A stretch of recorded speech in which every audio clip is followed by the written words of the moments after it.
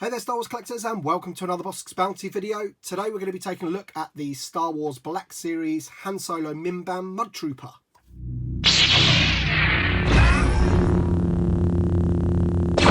Alright then guys, so this is the 6-inch Han Solo Mudtrooper. This is the figure that I've been waiting for the most from this particular wave. Let's just have a quick look at the box. So it's the standard Black Series red and black box that we're all quite familiar with. Not a massive fan of it myself, but there you go. He's number 78 of the wave. And there we go. Lovely artwork of Han Solo on the back there. And feel free to pause the video to read the write-up about him. Side of the box, you can see there it does actually say Han Solo, just about fits in. Han Solo Mimban. And there you can see him nicely displayed in the packet there. And again, the artwork on the front. Hasbro logo. Disney and Hasbro on the bottom. Yep, so as I mentioned, this figure is the one that I'm looking forward to the most of this particular wave. So let's get him out of the box and take a look at the figure. Alright then, so this is the figure itself. Now before I go into the details of this figure, if you like this video, don't forget to drop a like down below. And if you're new to the channel, hit that subscribe button to see future videos. I also have a Rumours video about the potential of a 3.75-inch vintage collection version of this figure. I will put that link down in the description below so you can check that video out as well. But yeah, let's get on to the 6-inch version. So as you can see, he is looking pretty damn awesome. Now I do have a few issues with this figure, but I'll get into those in just a second. I just wanted you to take a look at the figure as is for the moment, because there's no doubt about it, he is looking pretty damn awesome. He does obviously resemble another figure that we know quite well, which is the General Veers figure that we've had a few months back now. The armour is very similar indeed to that General Veers AT-AT Commander figure that we got. Indeed, the helmet is very similar as well once we take these goggles and the face mask off. So very reminiscent of the Imperial era, which is great. Now I'm just going to take some of the accessories off of this figure so we can take a better look at him.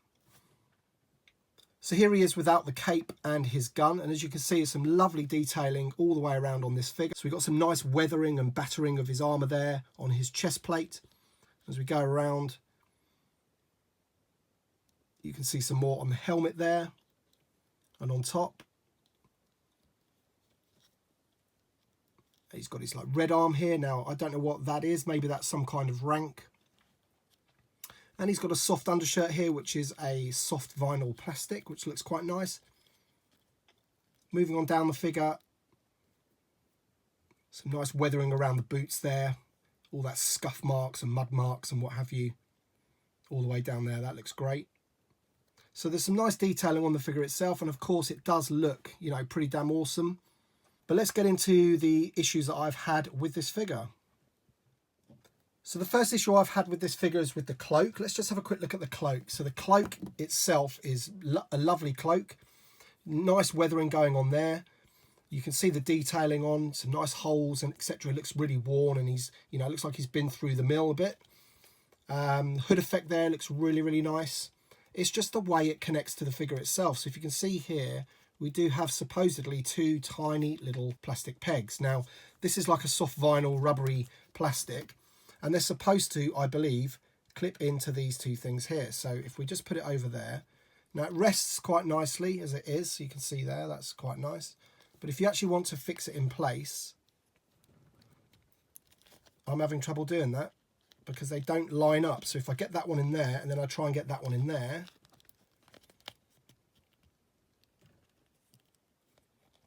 you see, they just don't want to stay on. So that becomes a bit annoying when you're trying to pose him and keep him in one position, because the cloak just keeps falling off. So I'd love to know if anyone else has got this figure, if they're having that same problem as me.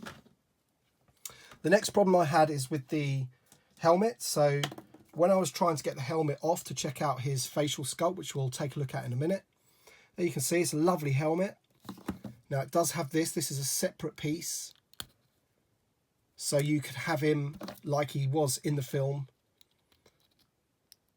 like that.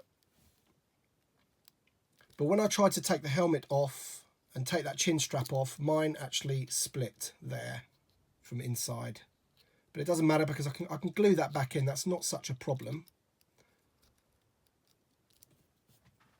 The problem came when I tried to attach the gas mask. So now the gas mask has got these two little pipes here, and they actually go into these two peg holes here on his back. So we'll just put one there like that. We'll just put the other one in like that. So they fit in nicely, that's fine. And then obviously we need to put this over his face. Now again, that has got no way of actually staying put. So obviously you need the other bits first. So let's put his helmet back on. Like that. So the gas mask has got to go over his chin and the chin strap of the helmet.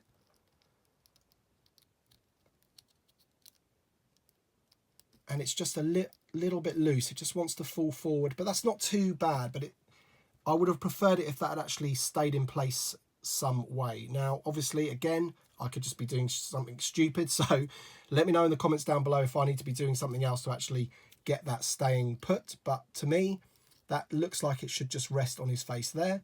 And then obviously you can complete the look by sliding the goggles over. So these are a plastic, soft plastic as well. They go over quite nicely, I must admit.